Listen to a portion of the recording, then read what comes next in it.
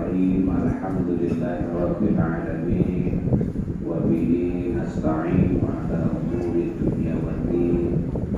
Wassalatu wassalamu ala asyrofil anbiya'i wal mursalin sayyidina wa maulana Muhammadin wa ala alihi wa ashabihi wa man tabi'ahum bi ihsan ila yaumiddin. Amma ba'd.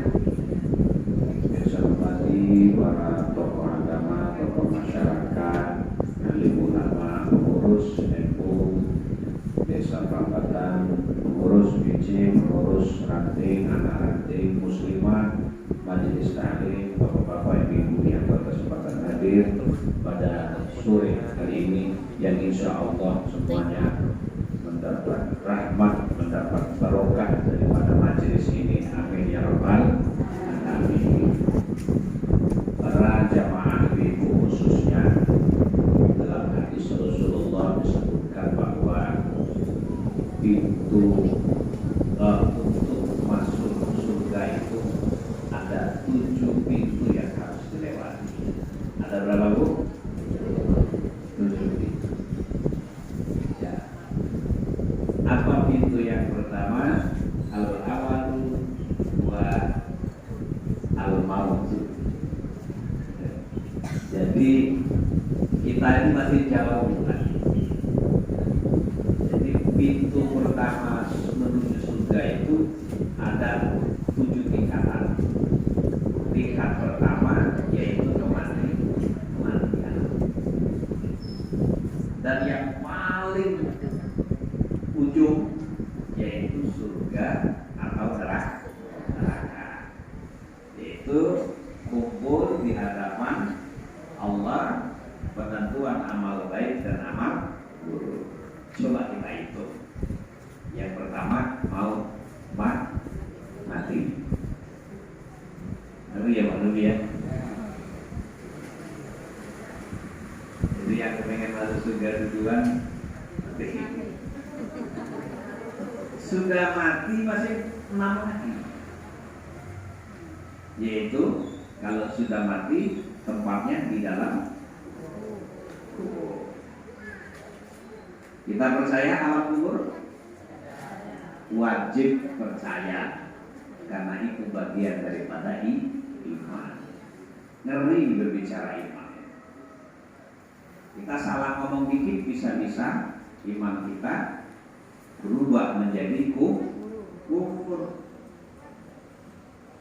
Maka saya kemarin waktu acara agak sedikit keras, selawatan nggak boleh. Innalillahi wa inna ilaihi raji'un. Betul nggak? Setuju nggak? Qulil haqqi walau kana. Pada saatnya katakan yang sebenarnya walaupun itu menyakitkan, yang penting benar. Bahaya waktu bilang kita lebih baik kalau selawatan. Itu perkara iman. Sedikit kita ternyata berubah menjadi kafir gara-gara salah Rasulullah. Allah malaikat saja suruh selawat. Yang kedua, apa? Di dalam kubur kita mengalami tingkatan pertama mati itu.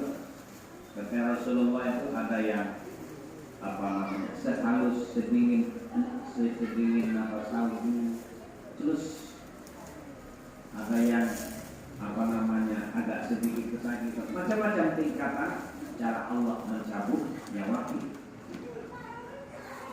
Ada yang asik membaca Quran, ada yang asik sujud sholat wajib atau sholat sunnah,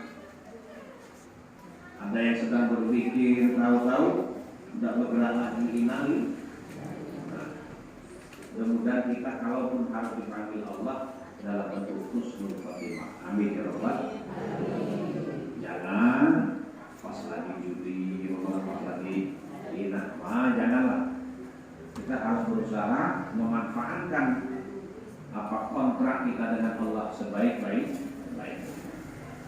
Setelah di alam kubur ini ada 2 nikmat.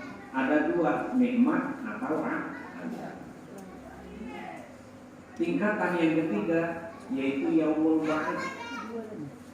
menuju surga itu setelah di alam kubur kita akan dibagi. Cut dalam kitab Daftarul Akbar, manusia dari zaman Nabi Adam sampai besok entah kapan, laksana jamur yang tumbuh di atas kecumbuan di atas kubur masing-masing. Semuanya rata sama. Itu yang keberapa? Yang ketiga. Lalu digiring kemana kita? Di padang mahsyar. Dihadapkan kita dengan yang kelima, proses tingkatan menuju surga. Amin ya Rabbal. Mizanun, timbangan amal, amal khair, wal amal su, amal baik dan amal buruk dihadapkan. Yang kelima, yang keenam dipasang jembatan Siratal. Yang keenam ini ngeri. Untuk menuju yang ketujuh, jalan bisa sampai yang ketujuh yang disebut surga, apa sampai ke yang ketujuh yang disebut neraka. Proses. Nah ini hubungannya dengan iman. Maka kita jangan sampai hanya sholat, jangan sampai hanya sedekah. Yang tujuh saya sebutkan tadi dalam kajian ini tidak pernah kita ingat. Betul nggak? Betul nggak? Kita asik sholat, tapi kita tidak membayangkan bagaimana kubur, bagaimana orang itu sakaratul maut, bagaimana orang selama dikubur itu neraka, nikmat apa azab. Kemudian ketika kita dikumpulkan, kita termasuk golongan yang wajahnya bersih, apa wajahnya gelap gitu kan. Kemudian dihadapkan dengan timbangan, kita berpikir, ya Allah, mana amal saya, baik apa buruk, itu kan pertanyaan semua. Maka ketika kita melaksanakan ibadah kepada Allah, selesai sholat, kita harus tafakur, berpikir, wazikrun dan berzikir. Nah inilah pentingnya kita ngaji, sehingga kita selalu tadzkirah, selalu ingat dan diingatkan oleh Allah. Nah ini kan bukan sekedar kemauan kita saja sebenarnya, tapi ada pertolongan Allah menggerakkan kita kumpul di sini. Ada makna. Kalau dipikir mungkin paling sibuk di rumah, tokonya rame apa, saya juga mungkin banyak. Tapi karena Allah juga di samping kita ada kemauan, Allah juga mendorong kita. Nah itulah paham kita ya. Kita tidak hanya pasrah kepada Allah, tapi kita juga harus berusaha. Nanti disebut paham qadari, aku malaikat karena Allah, takdir Allah, salah. Aku gak sholat kan karena Allah, salah. Itu paham yang salah. Maka itulah penting kita ngaji sama-sama. Ketika kita dihadapkan dengan timbangan, kita nggak tahu. Ayo siapa yang punya catatan mulai dari kecil sampai sekarang? Berapa banyak kesalahan kita, berapa banyak amal ibadah kita? Tidak ada yang tak. Maka ketika Rasulullah Isra wal Mi'raj diajak oleh malaikat Jibril, ketika dia menerima perintah sholat, ketika Allah menyebutkan di situ, ketika manusia diciptakan, ada cerita bahwa manusia diciptakan di situ bikin kontrak ibarat orang dunia. Allah menciptakan ajal. Akhalaqallahu ajalan. Allah menciptakan kontrak. Bahasa simpel itu kontrak. Karena kalau ngeri itu nyebut ajal itu ngeri. Betul kan? Namanya ajal itu mati juga. Paham kita ya? Bahasa gampangnya al-ajalu huwa iku waktu, batas kontrak.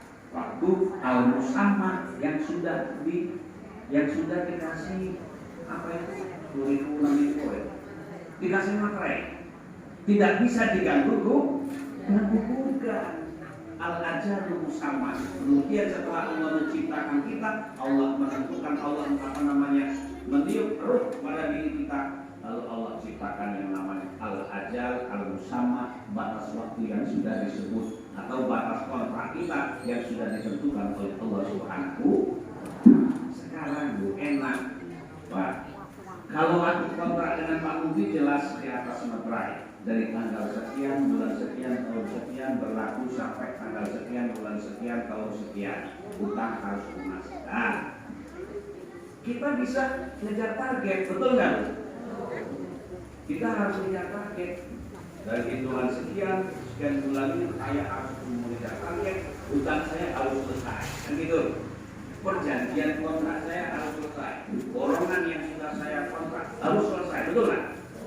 Itu kita sudah tahu. Enak. Sekarang kontrak kita dengan Allah, siapa yang tahu? Ayo. Nggak ada yang tahu. Mestinya orang itu harus serius terhadap kontrak yang tidak jelas kepastiannya, yaitu terhadap Allah Subhanahu wa Ta'ala. Jangan santai-santai. Baru nak taubat besok sakit mati. Innalillah. Nah, maksud Allah kenapa tidak dikasih tahu kontrakmu, ajalmu? Yang paling tahu itu paling hanya para wali Allah, para nabi, yang itu dibisiki oleh para malaikat karena memang dikasih Allah. Contoh beberapa para wali, beberapa para nabi itu dibisiki. Ya Abdullah, besok ajalmu tanggal sekian, dia sudah tahu. Maka orang yang meninggal, yang kalau karena dia betul-betul dekat dengan Allah, dia tahu sudah ada tanda-tanda. Maka ketika dia ngomong, kita nggak sadar ternyata itu isyarat. Oh itu ternyata gitu. Nah, orang yang dekat dengan Allah, perasaannya, firasatnya itu biasanya nggak jauh makhluk. Maka ngeri dengan orang-orang yang alim, orang-orang yang dekat dengan Allah. Kalau dia mau menanyakan, kadang jadi kenyataan karena memang ada isyarat dari. Nggak ada yang tahu. Ibarat kita tahu bulan depan, tahun sekian kita ada habis, cepat-cepat kita segera banyak-banyak ibadah. Karena nggak tahu itu maksud Allah, banyak-banyaklah ibadah, taat-taatlah kepada agama, jauhi semua larangan Allah. Kena al-ajal al-musamma. Bahasa dusun kontrak